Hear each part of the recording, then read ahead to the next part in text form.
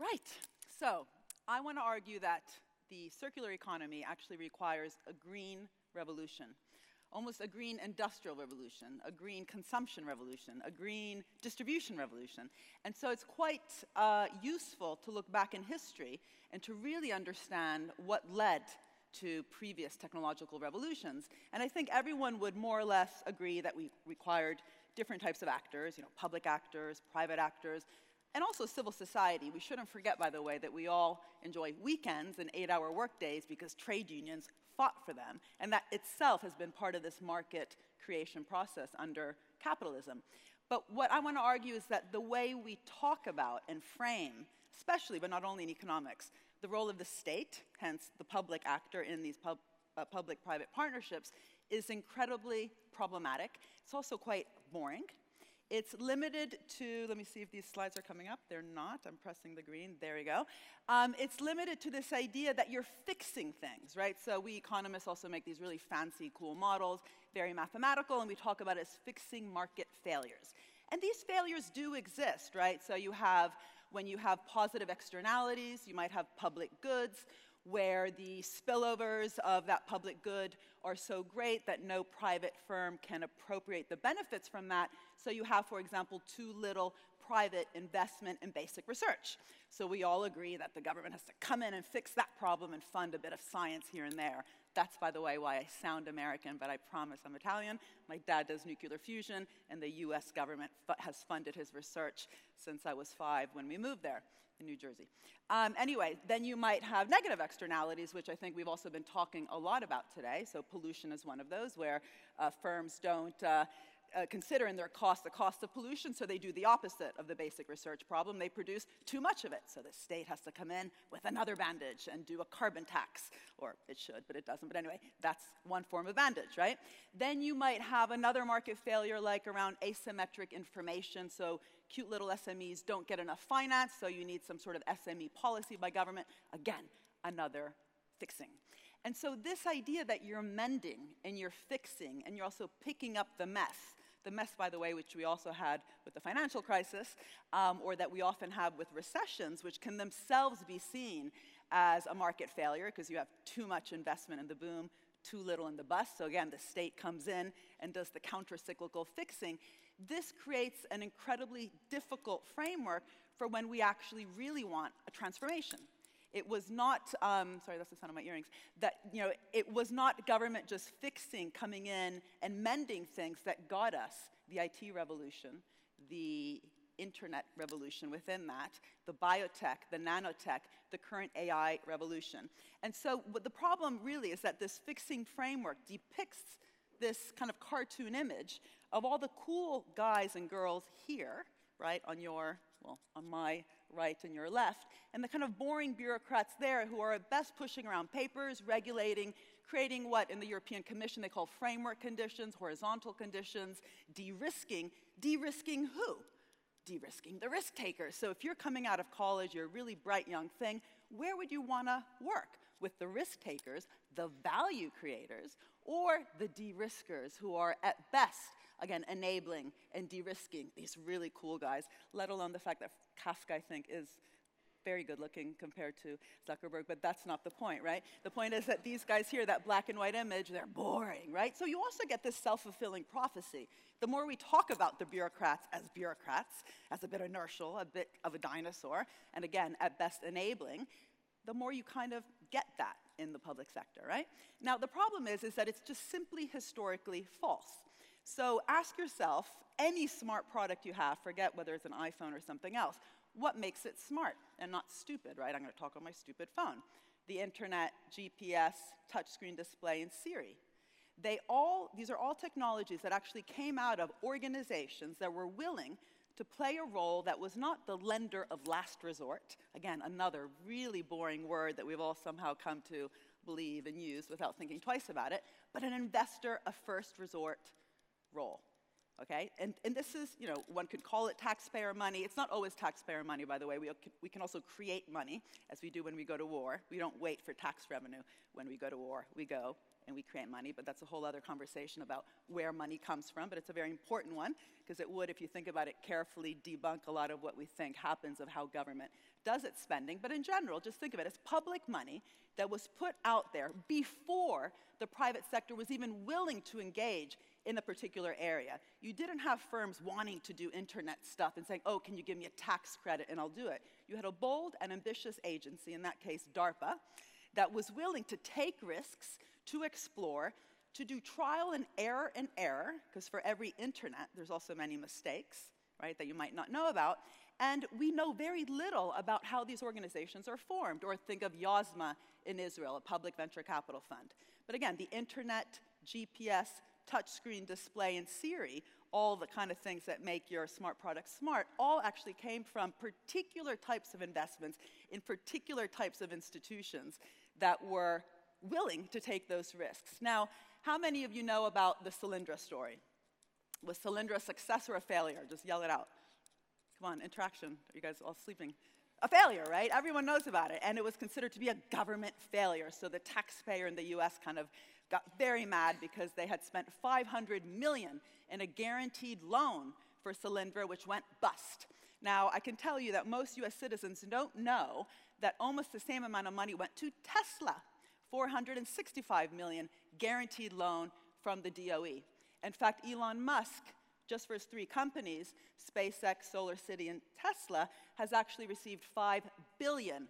That's 9 zeros, just in case anyone forgot, right? That's a lot of money. And by the way, I'm not sure he's ever said thank you. I'm a mother of 4 children. I always tell them to say thank you. So this is another issue, right? The stories. If he had said thank you, that would be sort of in the common discourse and narrative of what also allowed Elon Musk to do what he did. Anyway, what's fascinating about that Tesla investment is what Obama told Elon Musk. He said, if you don't pay back the loan, we get 3 million shares in your company.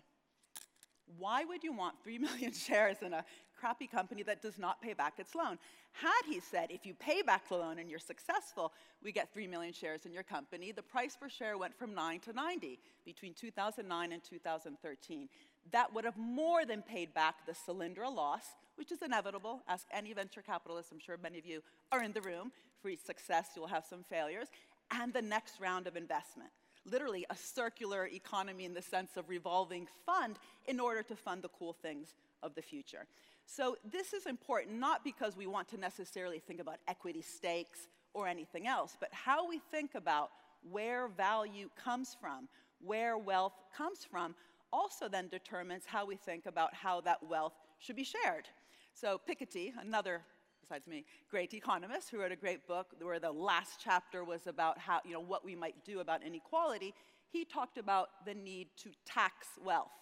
And there's lots of very interesting discussion out there about how to tax wealth, how to do it in ways also that incentivize further investments, but also don't create the kind of rents that we see today. But my point is, that's not enough. We have to absolutely tell different stories about where wealth comes from in order to actually drive a type of capitalism which will also be more progressive and be both about sharing risks, as all these examples I just gave were, but also sharing the rewards. And I want to use my last 6.5 minutes to also talk about the really interesting lessons for the circular economy that we can learn from when we consider, again, this history. Because I've mentioned the internet.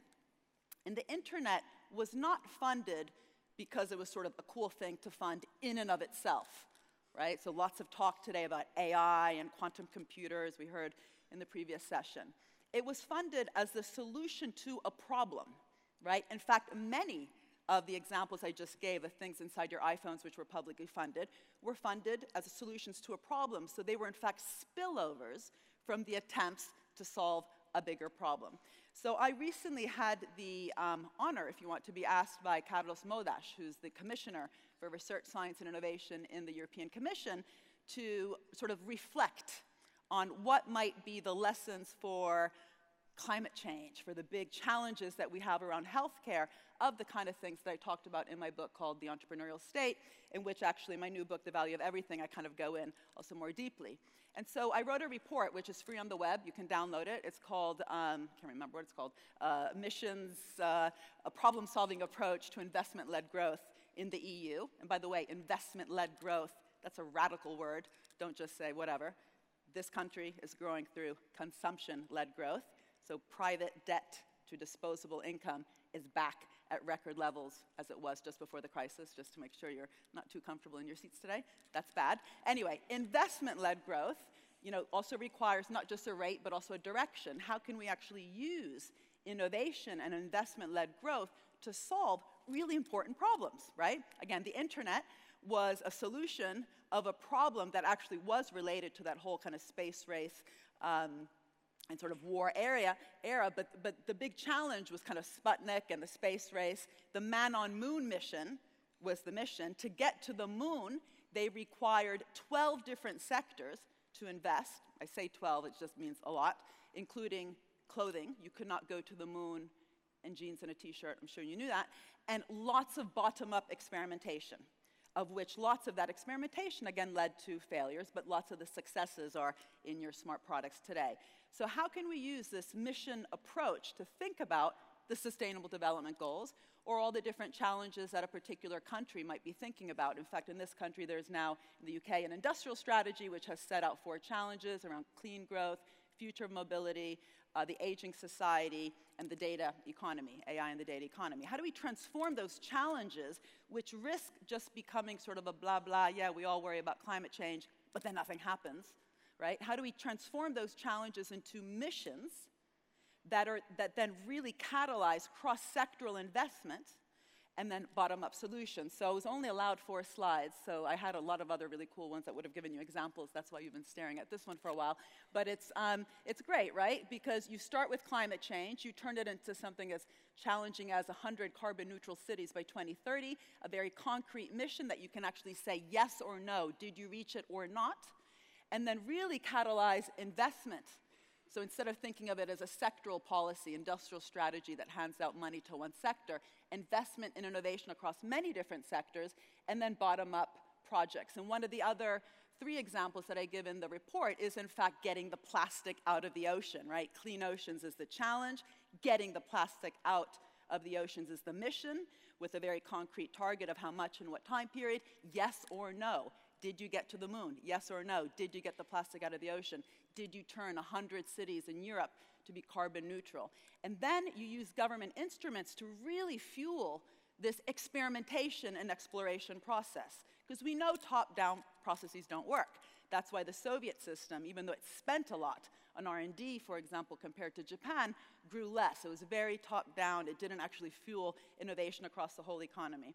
But the other thing is you can also use particular instruments that we have, not just prizes, which we know are very useful for catalyzing multiple solutions to a problem, but also things like public banks, right? Using public banks, which actually provide the kind of finance innovation often requires, patient, long-term, committed finance, but to have that lending process not, again, fueling a particular sector, which very easily captures, right? Because we know policies can be captured, captures a particular priority of a bank. You tell the bank itself to be a mission-oriented bank. You're lending to those organizations that are willing to engage with a bold, societally relevant mission. So instead of picking winners, you're picking the willing, right? And it's not just about SMEs. In Germany, what's been fascinating is that the Energiewende mission, which has really transformed production, distribution, and consumption, ended up being lending to the steel sector. This is not a sexy sort of, future green economy sector. The steel sector to transform itself. It didn't just give out money to coal or steel, as Trump talks about. It gave money to steel to transform itself through repurpose, reuse, and recycle. So steel in Germany has lowered its material content, and it required patient, strategic, long-term finance to do that.